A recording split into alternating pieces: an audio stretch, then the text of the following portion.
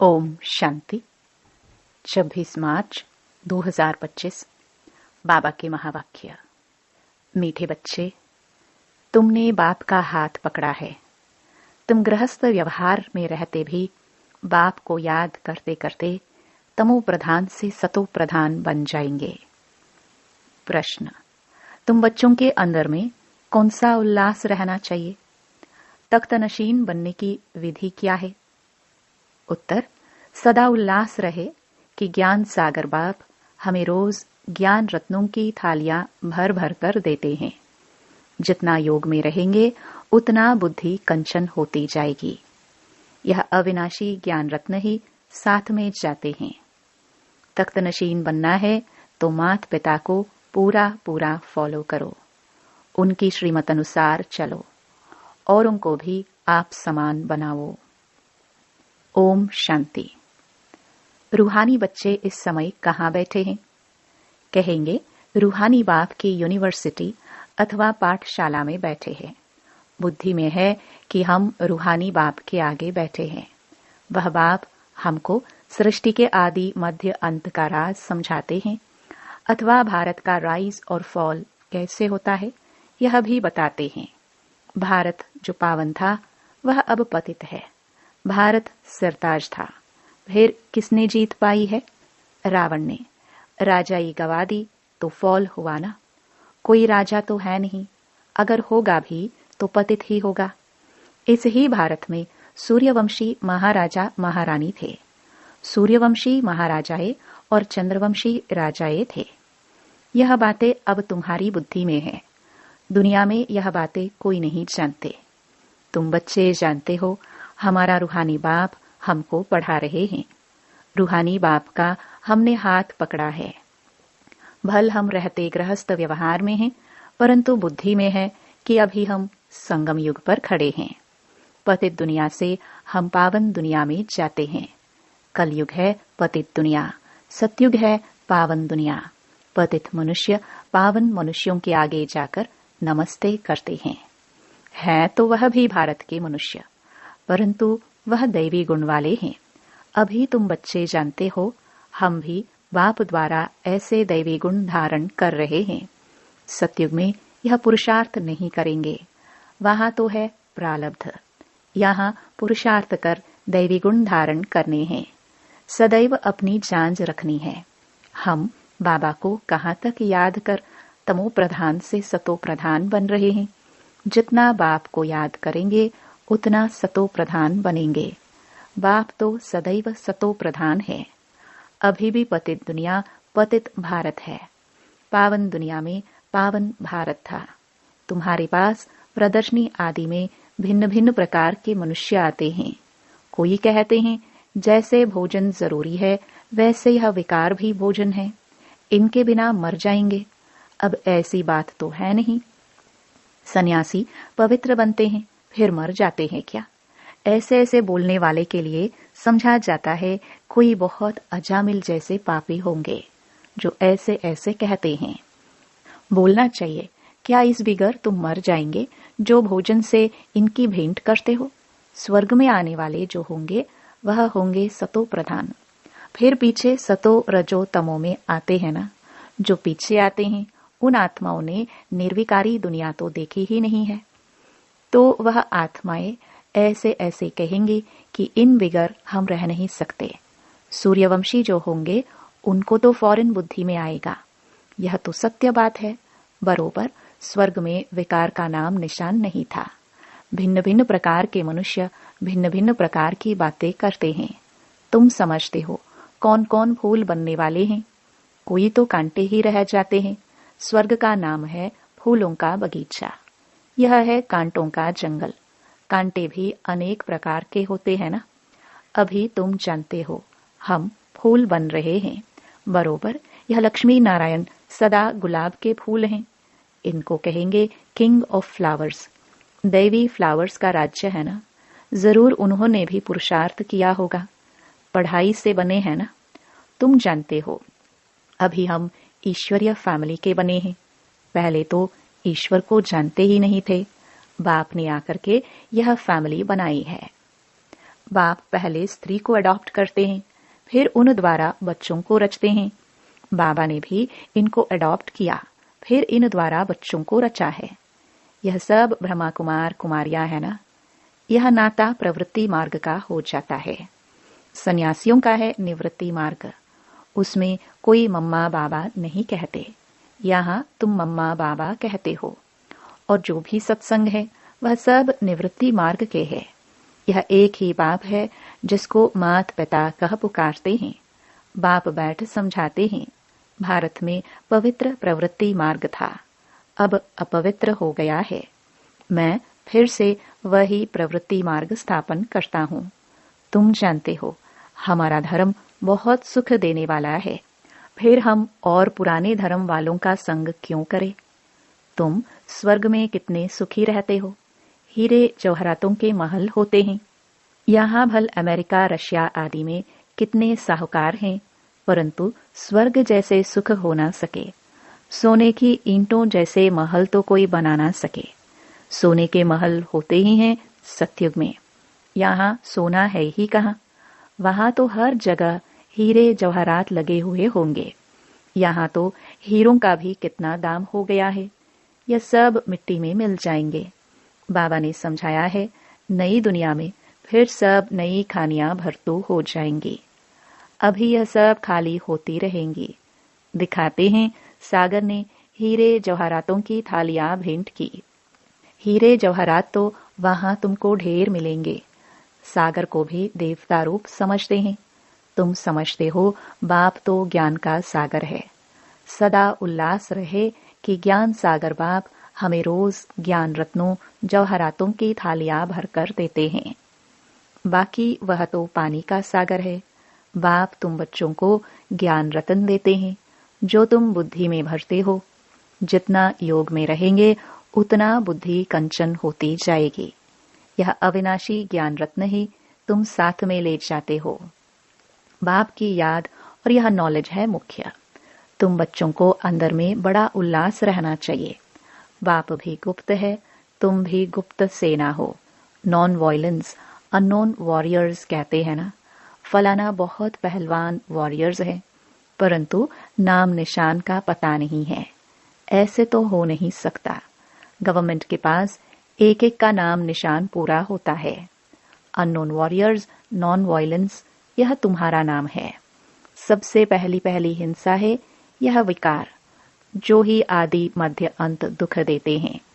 इसलिए तो कहते हैं, हे पतित पावन, हम पतितों को आकर पावन बनाओ। पावन दुनिया में एक भी पतित नहीं हो सकता। यह तुम बच्चे जानते हो। अभी ही हम भगवान के बच्चे बने हैं। बाप से वर्षा लेने, परंतु माया भी कम नहीं है। माया का एक ही थप्पड़ ऐसा लगता है जो एकदम गटर में गिरा देती है। विकार में जो गिरते हैं तो बुद्धि एकदम चट हो जाती है। बाप कितना समझाते हैं, आपस में देहदारी से कभी प्रीत नहीं रखो। तुमको प्रीत रखनी है एक बाप से। कोई भी देहदारी से प्यार नहीं रखना है। मोहब्बत नहीं रखनी है। मोहब्बत रखनी है उनसे जो देह रहित विचित्र बाप है। बाप कितना समझाते रहते हैं, फिर भी समझते नहीं। तकदीर में नहीं है तो एक दो की देह में फंस पड़ते हैं। बाबा कितना समझाते हैं, तुम भी रूप हो। आत्मा और परमात्मा का रूप तो एक ही है। आत्मा छोटी बड़ी नहीं होती। आत्मा अविनाशी है। हर एक का ड्रामा में पार्ट नूंधा हुआ है। अभी कितने ढेर मनुष्य हैं, फिर 9-10 लाख होंगे। सत्युग आदि में कितना छोटा झाड़ होता है। प्रलय तो कभी होती नहीं। तुम जानते हो, जो भी मनुष्य मात्र हैं, उन सब की आत्माएं मूल वतन में रहती है। उनका भी झाड़ है, बीज डाला जाता है, उनसे सारा झाड़ निकलता है ना। पहले पहले 2 पत्ते निकलते हैं। यह भी बेहद का झाड़ है। गोले पर समझाना कितना सहज है। विचार करो, अभी है कलयुग। सतयुग में एक ही धर्म था तो कितने थोड़े मनुष्य होंगे। अभी कितने मनुष्य, कितने धर्म हैं। इतने सब जो पहले नहीं थे वह फिर कहाँ जाएंगे। सभी आत्माएं परम धाम में चली जाती हैं। तुम्हारी बुद्धि में सारा ज्ञान है। जैसे बाप ज्ञान का सागर है, वैसे तुमको भी बनाते हैं। तुम पढ़कर यह पद पाते हो, बाप स्वर्ग का रचयिता है, तो स्वर्ग का वर्षा भारतवासियों को ही देते हैं। बाकी सबको वापस घर ले जाते हैं। बाप कहते हैं, मैं आया हूँ तुम बच्चों को पढ़ाने। जितना पुरुषार्थ करेंगे उतना पद पाएंगे। जितना श्रीमत पर चलेंगे उतना श्रेष्ठ बनेंगे। सारा मदार पुरुषार्थ पर है। मम्मा बाबा के तख्तनशीन बनना है तो पूरा पूरा फॉलो फादर मदर। तख्तनशीन बनने के लिए उनकी चलन अनुसार चलो। औरों को भी आप समान बनाओ। बाबा अनेक प्रकार की युक्तियां बतलाते हैं। एक बैच पर ही तुम किसको भी अच्छी रीति बैठ समझाओ। पुरुषोत्तम मास होता है तो बाबा कह देते, चित्र फ्री दे दो। बाबा सौगात देते हैं। पैसे हाथ में आ जाएंगे तो जरूर समझेंगे। बाबा का भी खर्चा होता है ना, तो फिर जल्दी भेज देंगे। घर तो एक ही है ना। इन ट्रांसलाइट के चित्रों की प्रदर्शनी बनेगी तो कितने देखने आएंगे। पुण्य का काम हुआ ना। मनुष्य को कांटे से फूल, पापात्मा से पुण्य आत्मा बनाते हैं। इसको विहंग मार्ग कहा जाता है। प्रदर्शनी में स्टॉल लेने से आते बहुत है, खर्चा कम होता है। तुम यहाँ आते हो बाप से स्वर्ग की राजाई खरीद करने, तो प्रदर्शनी में भी आएंगे स्वर्ग की राजाई खरीद करने। यह हट्टी है ना। बाप कहते हैं, इस ज्ञान से तुमको बहुत सुख मिलेगा। इसलिए अच्छी रीति पढ़कर पुरुषार्थ करके फुल पास होना चाहिए। बाप ही बैठ अपना और रचना के आदि मध्य अंत का परिचय देते हैं, और कोई दे ना सके।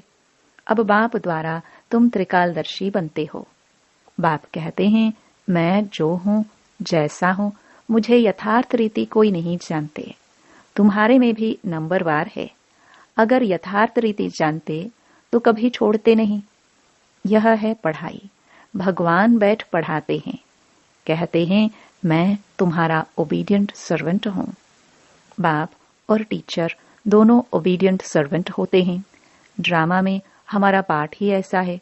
फिर सबको साथ ले जाऊंगा। श्रीमत पर चल पास विद ऑनर होना चाहिए। पढ़ाई तो बहुत सहज है।